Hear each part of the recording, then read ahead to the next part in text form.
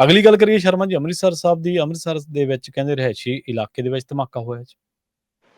ਬਿਲਕੁਲ ਜੀ, ਕੱਲ ਕਾਫੀ ਹਗਾਮਾ ਰਿਹਾ ਇਸ ਘਟਨਾ ਕਾਰਨ, ਜਦੋਂ ਅੰਮ੍ਰਿਤਸਰ ਦੇ ਮਜੀਠਾ ਖੇਤਰ ਦੇ ਵਿੱਚ ਇੱਕ ਜ਼ਬਰਦਸਤ ਧਮਾਕੇ ਦੀ ਆਵਾਜ਼ ਸੁਣਾਈ ਦਿੰਦੀ ਆ। ਉਸ ਠੀਕ ਤੋਂ ਹੈ। ਬਾਅਦ ਜਦੋਂ ਭੱਜ ਨੱਠ ਕਰਕੇ ਦੇਖਿਆ ਜਾਂਦਾ ਤਾਂ ਕਹਿੰਦੇ ਕਿ ਜੀ ਇੱਕ ਬੰਦੇ ਦੇ ਚੀਥੜੇ ਉੱਡ ਗਏ, ਉਹਦੇ ਹੱਥ ਪੈਰ ਲੱਤਾਂ ਬਾਹਾਂ ਸਰੀਰ ਸਾਰਾ ਛਲਣੀ ਹੋ ਗਿਆ, ਤੇ ਉਹਨੂੰ ਜਦੋਂ ਚੱਕ ਕੇ ਹਸਪਤਾਲ ਲਿਜਾਇਆ ਗਿਆ ਤੇ ਉੱਥੇ ਉਹਦੀ ਮੌਤ ਹੋ ਗਈ।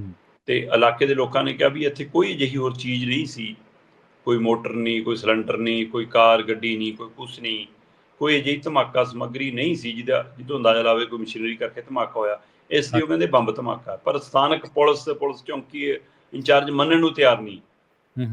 ਪਰ ਪਲ ਦਰ ਬਾਅਦ ਜਦੋਂ SSP ਸਾਹਿਬ ਆ ਗਏ ਤੇ ਆਉਂਦੇ ਹੀ ਉਹਨਾਂ ਨੇ ਐਲਾਨ ਕਰਤਾ ਵੀ ਕਿ ਬੰਬ ਧਮਾਕਾ ਹੈ, ਅੱਤਵਾਦੀ ਹਮਲਾ ਵੀ ਹੋ ਸਕਦਾ, ਇਹਦੇ ਪਿੱਛੇ ਪਾਕਿਸਤਾਨ ਦਾ ਹੱਥ ਵੀ ਹੋ ਸਕਦਾ, ISI ਨੇ ਵੀ ਕਰਾਇਆ ਹੋ ਸਕਦਾ। ਮਤਲਬ ਬਿਨਾਂ ਜਾਂਚ ਪੜਤਾਲ ਤੋਂ ਹੁਣ ਅੱਜ ਕੱਲ੍ਹ ਸਾਡੇ ਅਧਿਕਾਰੀਆਂ ਨੂੰ ਜਦੇ ਪਤਾ ਲੱਗਦਾ ਕਿ ਕੌਣ ਕਰਾਉਂਦਾ, ਕਿਵੇਂ ਕਰਾਉਂਦਾ, ਕੀ ਕਰਦਾ।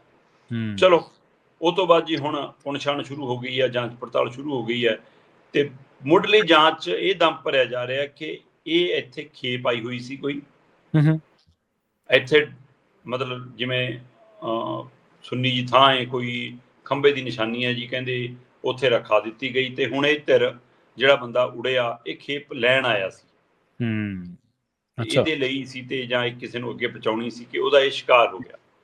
ਪਰ ਜੋ ਵੀ ਹੋਵੇ, ਰਹਿਸ਼ੀ ਖੇਤਰ 'ਚ ਜਦੋਂ ਅਜਿਹੀ ਘਟਨਾ ਵਾਪਰਦੀ ਆ ਤਾਂ ਉੱਥੋਂ ਦੇ ਬੱਚਿਆਂ ਨੂੰ, ਔਰਤਾਂ ਨੂੰ, ਆਮ ਬੰਦਿਆਂ ਨੂੰ, ਹਰ ਨਾਗਰਿਕ ਨੂੰ ਲੰਘਦੇ ਵੜਦੇ ਹਰ ਖਾਲੀ ਥਾਂ 'ਚੋਂ ਫਿਰ ਇਹੀ ਡਰ ਰਹਿਣਾ ਕਿ ਹੁਣ ਇੱਥੇ ਧਮਾਕਾ ਨਾ ਹੋ ਜਾਵੇ, ਜਾਂ ਕੋਈ ਵੀ ਚੀਜ਼ ਪਈ ਅਜਿਹੀ, ਜਾਂ ਕੁਝ ਬੰਦੇ ਲੰਘਦੇ ਹੀ ਫਿਰ ਸ਼ੱਕੀ ਲੱਗਣ ਲੱਗ ਜਾਂਦੇ ਤੁਹਾਨੂੰ।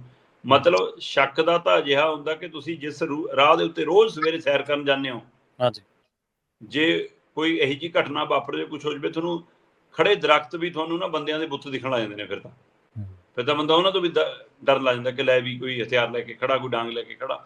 ਸੋ ਇਹ ਸਥਿਤੀ ਹੈ। ਸੋ ਜਦੋਂ ਇਸ ਖੇਤਰ 'ਚ ਧਮਾਕਾ ਹੋਇਆ ਤਾਂ ਹੁਣ ਉਸ ਖੇਤਰ ਦੇ ਵਿੱਚ ਭੈ ਦੀ, ਡਰ ਦੀ, ਸਹਿਮ ਦੀ ਸਥਿਤੀ ਹੈਗੀ ਹੈ। ਪਰ ਸਰਕਾਰ ਦਾ ਕਹਿਣਾ ਇਹੀ ਹੈ ਜੀ ਕਿ ਸਰਹੱਦ ਪਾਰ ਤੋਂ ਵੀ, ਜੇ ਸਰਹੱਦ ਪਾਰ ਤੋਂ ਫਿਰ ਰੋਕਣਾ ਕਿਹਨੇ ਹੈ? ਜੇ ਉਹ ਆਪਣੀਆਂ ਕਰਤੂਤਾਂ ਤੋਂ, ਹਰਕਤਾਂ ਤੋਂ ਬਾਜ਼ ਨਹੀਂ ਆਉਂਦੇ, ਤੁਹਾਡੀ ਸੁਰੱਖਿਆ ਪ੍ਰਣਾਲੀ ਕਿੱਥੇ ਹੈ? ਸਹੀ ਹੈ। ਤੁਹਾਡੀ ਇੰਟੈਲੀਜੈਂਸੀ ਕਿੱਥੇ ਹੈ? ਮਾਲ ਆ ਵੀ ਜਾਵੇ, ਪਿਆ ਵੀ ਰਹਿ ਜਾਵੇ, ਕੋਈ ਚੱਕਣ ਵੀ ਆ ਜਾਵੇ, ਇਹ ਤਾਂ ਜੇ ਨਾ ਫੜਦਾ ਫਿਰ ਤਾਂ ਅਗਲਾ ਲੈ ਗਿਆ ਸੀ। ਹਾਂਜੀ ਸਹੀ ਹੈ। ਫਿਰ ਸਵਾਲ ਤਾਂ ਇਹ ਹੈ ਨਾ। ਸੋ ਇਸ ਲਈ ਪਹਿਲਗਾਮ ਤੋਂ ਲੈ ਕੇ ਅੰਮ੍ਰਿਤਸਰ ਮਜੀਠਾ ਰੋਡ ਤੱਕ ਸਰਕਾਰ ਦਾ ਦਰੁਸਤ ਕੀ ਹੋਇਆ, ਇਹ ਤਾਂ ਜਵਾਬ ਦੇਵੇ। ਉਹ ਕਹਿੰਦੇ 50 ਕਿਲੋਮੀਟਰ ਤੱਕ ਦਾਇਰਾ ਕੇਂਦਰ ਦੇ ਕੰਟਰੋਲ 'ਚ ਹੈ ਜੀ, ਹੈ ਨਾ।